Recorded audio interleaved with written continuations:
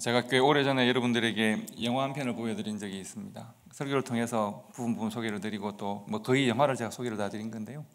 영화 제목은 Pay It Forward라고 하는 영화입니다. Pay It Forward. 한 5, 6년 전의 영화이고 꽤 유명했던 영화입니다. 그리고 자녀들과 함께 볼 수 있는 참 좋은 영화입니다. 오늘은 그 영화를 이렇게 줄여서 보여주는 듯한 영상 하나를 여러분들에게 보여드리려고 하는데요. 영상은 아마 정확하게 몇 년인지는 모르겠는데 세계 공익 광고 이런 광고에 상을 받았다는 영상입니다. 보신 분들도 있는지 모르겠는데 영화 한 편 보신다고 생각하고 한번 이 공익 광고를 한번 보실까요? May I have this? No.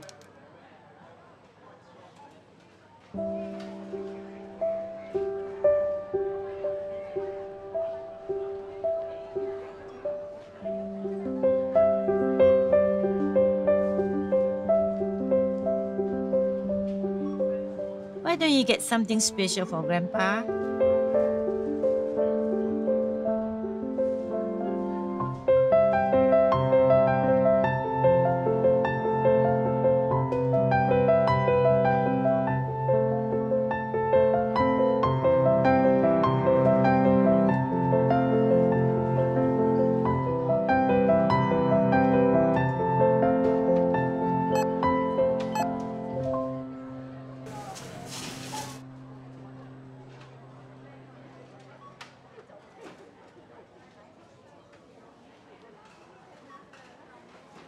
I'm sorry.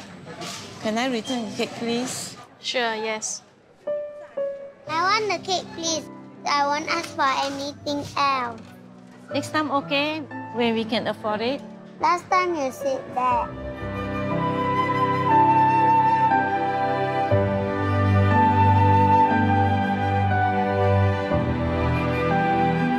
You don't want this? I'll take it back.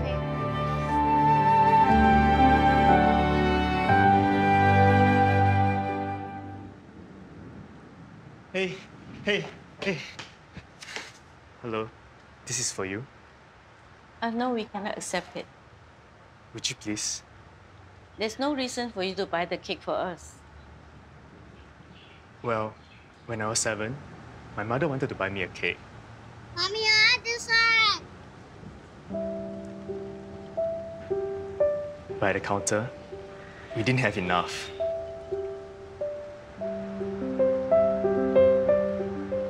Can we get something else? It's my birthday today. Can I choose my own cake, please? I'm sorry.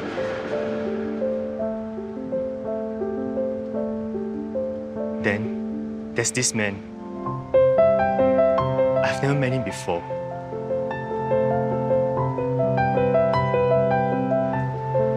Here, have the cake. Happy birthday. I didn't know his name. I never got a chance to say thank you. I've never forgotten about him. The man in the queue. Thank you. No, thank you. Can I have your contact number? Let me repay you when we have the money.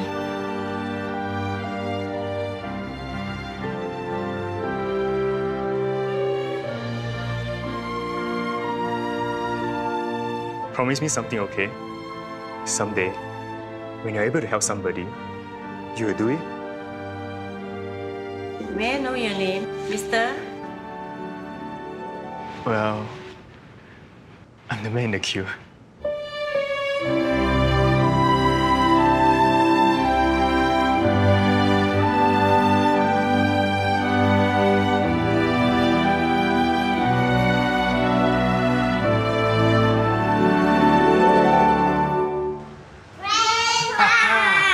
I chose this cake for your birthday. Wow, this is my favorite. Thank you. Let's go and put some candles. Oh, careful. You shouldn't have spent the money. Actually, I came and paid for it. He give me this note. Please write down your address. I'll bring the money back to you later.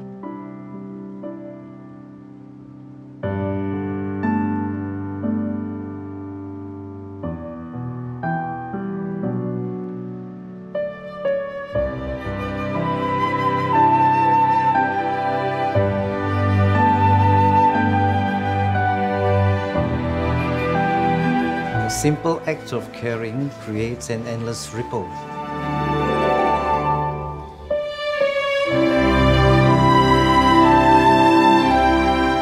That comes back to you. Thank you.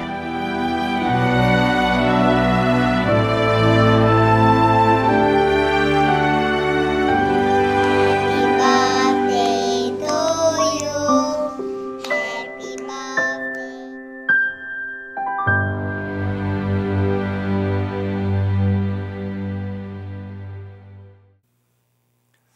자문에 보면 하나님을 따라 선한 삶과 사랑의 삶을 살아가는 것은 강물에 씨를 뿌리는 것 같다고 했습니다. 강물에 씨를 뿌리는 것은 어리석은 일인 것처럼 보이지만 그 자문은 애굽에서 근거한 애굽에서 시작된 자문입니다. 애굽의 농민들은 워낙 강이 범람을 많이 하니까 강물에 씨를 뿌립니다. 그러면 범람을 하면서 이제 뱀처럼 이렇게 휘어졌던 강들이 물이 빠지면 씨가 저절로 강변에 씨가 심기고 그곳에 곡식이 자랍니다. 내가 뿌린 씨앗이 내가 뿌린 곳에 싹이 나고 열매를 맺는 것이 아니라 내가 알지 못하는 곳에서 싹이 나고 열매를 맺습니다. 내가 알지 못하는 사람들이 그 양식을 먹습니다. 나 또한 그렇습니다. 누군가가 뿌린 씨앗의 열매를 내가 먹게 됩니다. 사랑이라는 것은 그런 것이다. 그렇게 말합니다. 강물에 씨를 뿌리는 것이 우리의 사랑입니다. 내가 하는 행동 하나가 잔잔한 물결을 일으킨다라고 하는 광고였습니다. 그 Pay it forward라고 하는 영화도 그렇습니다. Pay it backward가 아니라 forward입니다.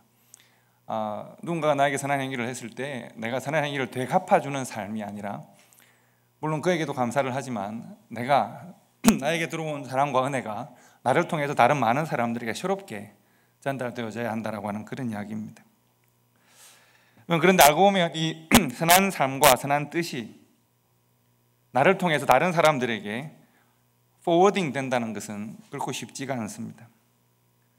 제가 목회자로 사는 고민이 바로 이것입니다. 저 개인에 대해서도 그러하고 우리 교회에 대해서도 그러합니다. 우리 자녀들에 대해서도 그러한데요, 우리는 과연 다른 사람들에게, 내가 사랑하고 사랑해야 될 사람들에게, 하나님 허락하신 우리 공동체에서 나는 과연 하나님께서 내게 주신 은혜와 사랑이 있는데, 말씀이 있는데, 내게 들어온 그 말씀이 누구에게 어떻게 포워딩 되고 있는가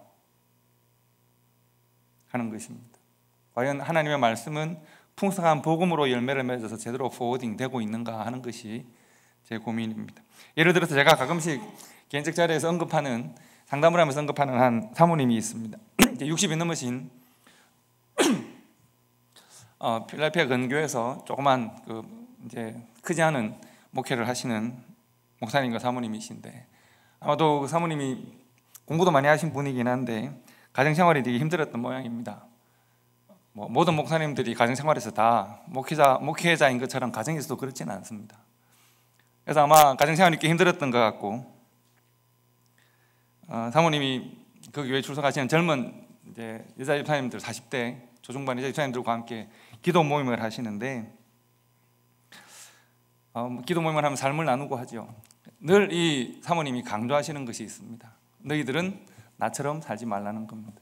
너희들은 나처럼 살지 마라. 남편한테 잡혀 살 필요 없다는 겁니다. 미련하게 참고 살지 말아라. 헐헐 자유롭게 살아라. 이렇게 권하십니다. 우리 항상 이렇게 반복하시는 말씀이, 목사 사모만 아니면 내가 벌써 이혼하고 내가 자유롭게 살았을 텐데, 이런 말씀을 하십니다. 너희들은 이렇게 살지 마라. 그러고 난 다음에 기도를 하십니다. 모든 기도가 다 좋은 것은 아닙니다. 저는 제가 그 모임을 알게 된 것은 그 기도 모임에 나가시는 한 분과 상담을 해서 그런데요, 제가 그분에게 기도 모임에 당분간은 안 나가시는 것이 좋겠습니다, 나가지 마시라고 권했었습니다. 함께 기도하고 함께 신앙적인 말을, 성경이 섞여 있는 말을 나누는데, 하나님께 받은 사랑과 은혜가, 자비와 용서가 나를 통해서 다른 사람들에게 포워딩 되면 좋겠습니다. 그런데 그렇지 않을 수도 있습니다. 우리들의 내면은 수많은 기록들을 가지고 있습니다. 흔적들을 가지고 있습니다. 내가 세상으로부터 받은 상처와 고통과 분노와 눈물들이 내 속에는 다 기록으로 해소되지 않은 채 그대로 남아있을 수도 있습니다. 복음이 내 안에 들어옵니다. 그리스도의 사랑이 내 안에 들어옵니다. 은혜가 내 안에 들어옵니다. 그리고 그것이 내게서 나갈 때는 원래 복음의 내용과는 다른 것이 나갈 수도 있습니다.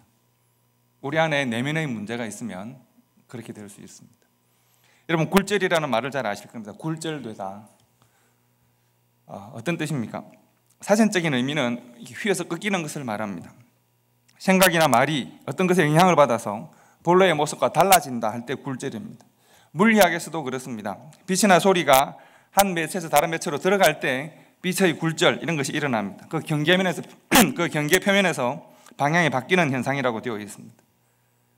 우리가 이 굴절을 처음 배울 때 초등학교 때 제 기억은 프리즘, 삼각 프리즘을 통해서 빛을 굴절시키면 빛의 방향이 바뀌면서 빛이 색깔로 이렇게 나타나는 것을 우리가 본 적이 있습니다. 이런 굴절이라는 것이 물리적인 영역에서 나타나고 그리고 우리의 신앙의 영역에서도 굴절은 나타납니다. 우리의 신앙에도 하나님께서 허락하신 은혜와 사랑과 복음이 우리 안에 들어와서 나를 통해서 굴절되어 전혀 다른 것으로 드러나기도 합니다. 우리가 오랫동안 잘못 해석해왔던 기복신앙이 그렇습니다. 자본에 물든 교회는, 자본에 물든 성도는 십자가의 신앙을 무당신앙으로 바꿔놓기도 합니다. 내 소원이 이루어져야 신앙이고 내 소원이 이루어져야 복음이라고 하기도 합니다. 내 욕심과 욕구가 중심이 되어지는 그런 신앙 생활을 우리가 하기도 합니다. 예수님 시대에도 충분히 복음은 굴절되었습니다. 메시아가 나의 소원을 이루어야 메시아라고 생각했습니다. 그래서 내 소원과 일치하지 않는 메시지를 전하는 그 메시아를 유대인들은 십자가에 못 박아버렸습니다. 신을 통해서, 믿음을 통해서 나의 꿈을 실현하려고 하는 사람들은 신을 자기 밑에 두는 것입니다. 신이 내 꿈에 헌신해 주기를 바라는 것입니다. 내가 신 위에 군림하는 것입니다. 내 소원이 복음보다 앞서는 것입니다. 또 다른 신앙의 굴절의 가능성은 제가 좀 전에 말씀드린 그 사모님 같은 경우입니다. 악하거나 나쁘지 않습니다. 다만 여전히 피해자로 살아갑니다. 복음이 그 안에 들어왔는데 복음을 믿는데 삶은 그래서 비복음적인 경우가 많습니다. 말씀의 적용을 내 삶의 상황과 필요에 따라 하기 때문에 이런 종류의 왜곡들은 정말 다양하게 발생합니다. 왜 그러냐? 왜 그럴까? 왜 우리가 이 왜곡을 극복하지 못할까? 우리의 내면에 복음을 왜곡하는 수많은 문제들이 먼저 심겨져 있고 복음이 내 속에 들어왔는데 그것이 복음으로 말미암아 어떤 변화와 영향도 받지 않기 때문에 그렇습니다. 오랫동안 정말 힘든 목회를 하고 있는 목사님과 사모님을 한번 생각해 보십시오. 그 목사님은 제가 잘 모르겠고 안 만나뵈서 사모님은 조금 아는데 얼마나 오랫동안 고생하셨습니까? 그런데 남편에 대한 분노가 그대로 남아있고 지나온 결혼 생활에 대한 아쉬움도 그대로 남아있고 자신의 인생에 대한 연민도, 자기 연민도 그대로 남아있습니다. 그러다 보니 내 안에 들어온 복음이 다른 사람에게 전달될 때는 전혀 다른 복음의 본래의 목적과는 다른 것이 전달이 되기도 합니다. 하나님의 뜻과 복음을 내 안에 숨어있는 상처로 해석해서 전혀 다른 반찬을 만들어냈습니다. 나아가서 우리가 하나님의 말씀을 내 생각과 이익에 따라서 변경하거나 무시하기도 합니다. 우리 어제 새벽기도 때 매일 성경을 우리가 나누는데 어제 나눈 말씀 마태복음 15장 말씀이었습니다. 마태복음 15장에 보면 고르반이라는 개념이 등장합니다. 고르반이 뭔가 하면 당시 율법을 중요하게 생각했던 유대인들이 특별히 바리새인들이 만든 하나의 전통이라고 보시면 됩니다. 이제 바리새인들이 당시에 유대인들 중에서도 아주 신분도 지위도 또 경제적으로도 아주 높은 지위에 있었습니다. 재산이 많습니다. 그런데 내가 이제 가정을 책임지는 가장이자 바리새인인데 아버지가 너무 오래 사는 것 같습니다. 그리고 아버지에 대한 재정적인 경제적인 책임을 내가 져야 하는데 지기가 싫단 말이죠. 그래서 내 모든 재산을 고르반 되었다고 선언합니다. 고르반이라는 것은 무슨 뜻인가 하면 하나님께 드림이 되었다는 뜻입니다. 내 재산을 제사장 앞에 가서 고르반 되었다고 선언을 하고 나면 나는 이제 재산이 없지 않습니까? 그럼 아버지의 것을 드려야 될 이유가 없어집니다. 즉 고르반이라고 하는 성경에 없는 자신들의 전통을 만들어서 부모를 공경하라고 하는 하나님의 뜻과 하나님의 법을 어기는 것이죠. 그리고 자신의 욕심을 반영한 것입니다. 부모를 공경하라고 하는 하나님의 뜻과 말씀을 자신들의 전통을 하나 세워서 그것을 왜곡하고 바꿔버렸습니다. 예수님께서 마태복음 15장에 보면 너희들이 하나님을 믿는다고 하고 율법을 지킨다고 하면서도 너희들이 욕심을 따라 전통을 만들고 그 전통으로 하나님의 법을 어기지 않았느냐라고 책망하십니다. 이러면 오늘날 교회가 법을 바꾸고 제도를 바꾸어서 비복음적인 관행들을 만들어내는 일들이 얼마나 많습니까? 목회를 세습하고 제도를 바꾸어서 재산을 상속하고 법을 바꿔도 부정한 방법으로 교회가 축제를 하고 부동산에 투자를 하고 하는 일들이, 그 모든 일들은 다 교회가 크시고 교회가 많아지고 하면 하나님께서 영광 받으실 것이다, 하나님이 좋아하실 것이다, 우리 하나님이 얼마나 기뻐하시겠나, 이런 것입니다. 복음이 교회로 들어와서 복음이 교회 안에서 나갈 때 우리 안에 있는 왜곡된 생각과 잘못된 욕심 때문에 굴절되어서 들어온 것은 복음인데 나가는 것은 비복음이자 반복음인 경우들이 참 많지 않습니까? 사도 바울은 감옥에 갇혀 있는 중에도 계속 편지를 썼습니다. 특별히 에베소서라고 하는 성경, 우리가 읽은 이 성경은 바울의 옥중 서신 중에서, 그러니까 에베소서, 빌립보서, 골로새서, 빌레몬서의 네 옥중 서신이라고 하는데요, 이 서신 중에서 가장 교리적인 성경입니다. 1장부터 3장까지가 우리가 하나님께 받은 은혜가 무엇인가를 설명하고 성도는 어떤 영적 변화를 얻는가를 설명합니다.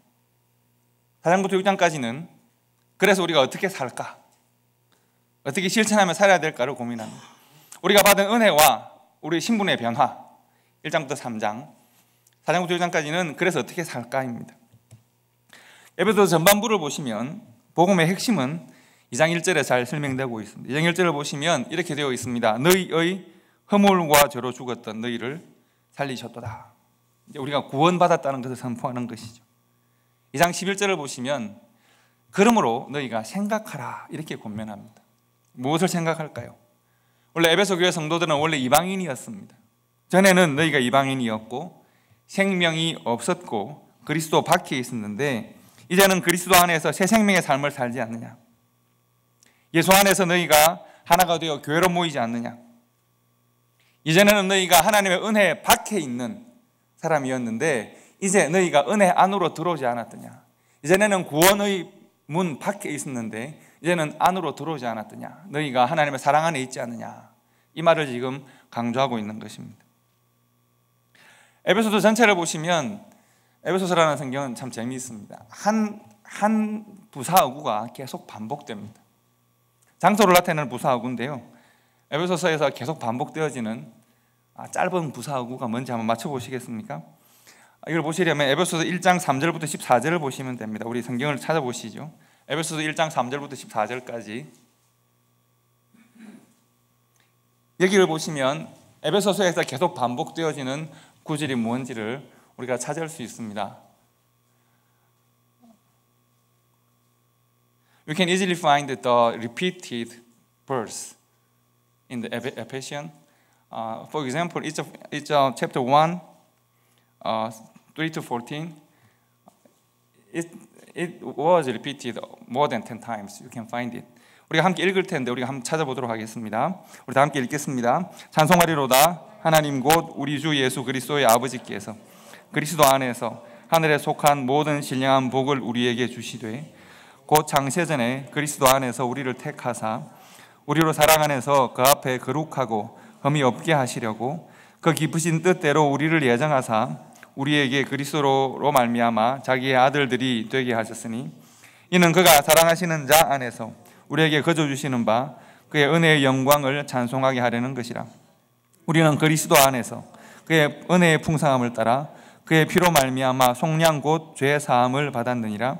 이는 그가 모든 지혜와 총명을 우리에게 넘치게 하사 그 뜻의 비밀을 우리에게 알리신 것이요 그의 기뻐하심을 따라 그리스도 안에서 때가 찬 경륜을 위하여 예정하신 것이니 하늘에 있는 것이나 땅에 있는 것이 다 그리스도 안에서 동일되게 하려 하심이라. 모든 일을 그의 뜻의 결정대로 일하시는 이의 계획을 따라 우리가 예정을 입어 그 안에서 기업이 되었으니 이는 우리가 그리스도 안에서 전부터 바라던 그의 영광의 찬송이 되게 하려 하심이라. 그 안에서 너희도 진리의 말씀 곧 너희의 구원의 복음을 듣고 그 안에서 또한 믿어 약속의 성령으로 인치심을 받았으니 이는 우리 기업의 보증이 되사 그 얻으신 것을 속량하시고 그의 영광을 찬송하게 하려 하심이라. 아멘. 자, 여러분, 반복되는 구절은 뭘까요? 안에서입니다. 안에서. In Jesus Christ. 그 안에서. 예수 그리스도 안에서, 사랑 안에서, 그 안에서입니다. 성도는 그리스도 안에 있는 사람입니다. 교회는 그리스도 안에 있는 관계입니다. 우리는 예수 안에 있는 사람들입니다. 성도는 받은 은혜와 사랑 안에 있는 사람들입니다. 십자가의 능력 안에 있는 사람들입니다. 자, 그래서 에베소서에서 1장부터 3장까지 해서 강조하는 바는 우리가 어디에 있다고요? 이제 우리는 원래는 예수 그리스도 은혜에 박혀 있었는데 이제는 은혜 안으로 옮겨졌다는 겁니다. 이전에는 하나님 나라 박혀 있었는데 이제 우리는 하나님 나라 안으로 옮겨졌습니다. 이전에는 생명 박혀 있었는데 이제 생명 안으로 옮겨졌습니다. 우리는 그리스도 안에 있습니다. 자, 그래서 4장부터 6장까지는 1장부터 3장까지가 우리가 예수 안에 있습니다 라고 하는 선언이라고 하면 4장부터 6장까지는 예수 안에 있는 우리가 어떻게 살까를 말하는 것입니다. 어떻게 살까? 4장 1절에는 이렇게 말합니다. 그러므로 우리가 예수 안에 있으므로, 예수 안에서 생명을 얻었으므로, 그러므로 주 안에서 갇힌 내가 너희를 구원하노니 너희가 부르심을 받은 일에 합당하게 행하여 라고 합니다. 여러분, 이 사도 바울이 굉장히 학문이 깊은 사람이고 문학적으로도 뛰어난 사람이기 때문에 지금 이미지를 중복시켜 사용하고 있습니다. 주 안에서 갇힌, 주 안에서 갇힌 내가 너희를 권한다고 했습니다. 여러분, 사도 바울은 지금 로마의 감옥에 있습니다. 사도 바울이 주 안에서라는 말을 빼면 틀린 말은 아니지 않습니까? 내가 갇힌이라고 말을 할 수도 있습니다. 사도 바울은 지금 너희가 주 안에 있고 그리고 나도 로마의 감옥에 있지만 나도 지금 주 안에 있는 것이다. 로마의 감옥이 나를 어쩔 수 없다는 것을 말하고 있습니다. 내가 지금 주 안에 있습니다. 로마의 감옥에 있고 너희는 에베소에 있지만 그러나 너희와 내가 어디 안에 있다? 주 안에 함께 있다를 말하는 것입니다. 내가 너희와 함께 주 안에 있다. 우리가 어떻게 살까? 사도 바울은 4장 1절에서 우리가 부르심을 입은 부름에 합당하게 살아야 하지 않겠는가 이렇게 권면합니다. 우리를 불러주신 그 부르심에 합당하게, 그 구원의 은혜에 합당하게 살자는 것입니다. 어떻게 하면 우리가 구원의 은혜에 합당하게 살까요? 사도 바울은 많은 것을 말하고 있지만 요약하면 5장 1절과 2절입니다. 우리 오늘 본문 말씀인데 한 번 더 읽겠습니다. 우리 에베소서 5장 1절과 2절 한글 한글 묵상하시면서 다시 한 번 더 읽겠습니다. 다 같이 읽습니다. 그러므로 사랑을 받는 자녀같이 너희는 하나님을 본받는 자가 되고 그리스도께서 너희를 사랑하신 것 같이 너희도 사랑 가운데서 행하라. 그는 우리를 위하여 자신을 버리사 향기로운 제물과 희생 제물로 하나님께 드리셨느니라. 아멘.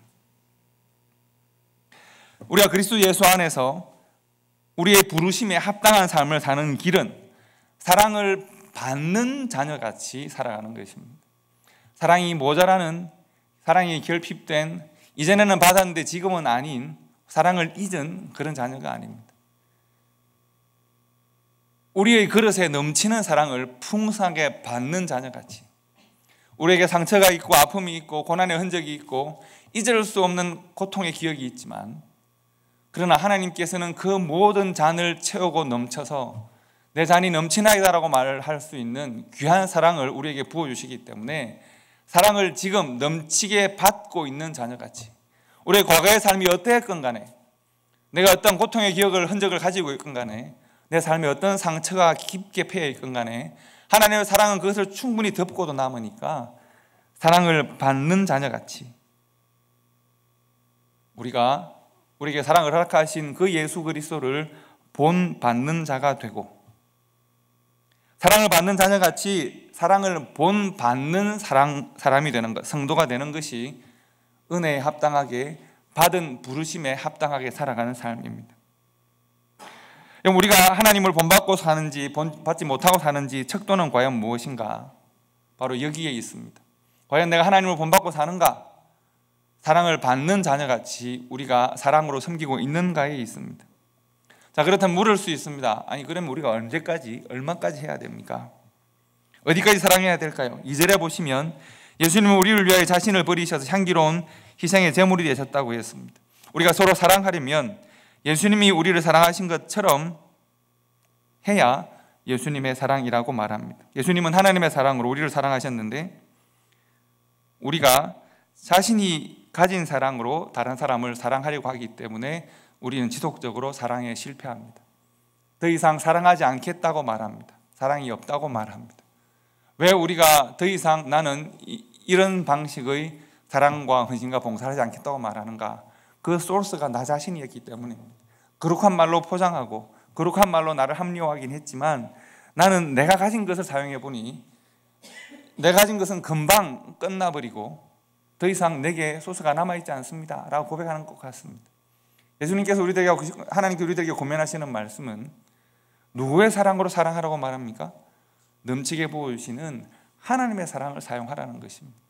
우리 자신의 것은 너무 일천합니다. 내가 아무리 좋은 인격과 고매한 성품을 가졌다고 해도 사람은 사람을 금방 익조시켜버립니다. 금방 우리는 너덜너덜해집니다. 사람은 사람을 정말 피곤하게 하고 사람은 사람을 힘들게 하고 사람은 다른 사람의 사랑을 다 가져가도 부족하다고 말합니다. 그래서 우리는 쉽게 포기합니다. 사랑에 실패합니다. 하나님의 사랑을 가장 많이 닮은 사랑이 어머니라고 하죠. 세상에 천사를 보내기 위해서 어머니를 보냈다 이런 이야기를 하지 않습니까? 근데 어머니들도 지칩니다. 하나님의 사랑으로 우리를 공급하지 않으면 우리는 사랑에 지속적으로 실패하게 됩니다. 그래서 베드로 사도가 하나님의 뜻을 받아서 이렇게 증거했습니다. 베드로전서 4장 11절에 보시면 하나님 베드로 사도를 통해 이렇게 권면합니다. 만일 누가 말하려면 하나님의 말씀을 하는 것 같이 하고 누가 봉사하려면 하나님이 공급하시는 힘으로 하는 것 같이 하라. 누가 말하고 섬기고 봉사하고 헌신하려면 하나님이 되어서 하라는 겁니다. 나는 너다라고 말씀하신 하나님께서 너는 내가 되어야 한다고 말씀하시니까 우리 안에 내주하시는 그 하나님의 힘으로 내가 섬길 때 비로소 지치지 않고 낙심하지 않고 사랑하고 섬기는 일에 성공할 수 있습니다. 이는 범사의 예수 그리스도로 말미암아 하나님이 영광을 받으시게 하려 함이니 그에게 영광과 권능이 세세 무궁토록 있느니라. 아멘. 이렇게 말했습니다. 만일 누가 말하려면 누가 섬기려면 누가 봉사하려면 하나님의 사랑으로 하나님이 하시는 것처럼 하라는 것입니다. 베드로 사도의 이 권면은 사도 바울의 서신서를 통해서 곳곳에서 증거되고 있습니다. 사도 바울은 심지어 자기를 적대하는 사도성을 부정하고 사도 바울이 인정하지 않으려고 하는 고린도 교회에 대하여 이렇게 권면합니다. 내가 그리스도를 본받는 자가 된 것 같이 너희는 나를 본받는 자가 되라. 데살로니가 교회는 이렇게 권면합니다. 또 너희는 많은 환난 가운데 성령의 기쁨으로 말씀을 받아 우리와 주를 본받는 자가 되었으니 그러므로 너희가 마게도냐와 아가야에 있는 모든 믿는 자의 본이 되었느니라. 여러분 사도 바울과 베드로와 그리고 성경과 하나님과 오늘 이 자리에서 우리가 나누는 말씀의 목적과 핵심은 분명합니다. 하나님께서 오늘 말씀을 주시는 의도를 아시겠습니까? 사도들은 하나님을 예수 그리스도를 본받는 자들이 사도들입니다. 교회는 사도들의 가르침을 받아서 가르침을 받는 것으로 끝나는 것이 아니라 사도 바울과 사도 베드로와 사도들의 삶을 본받습니다.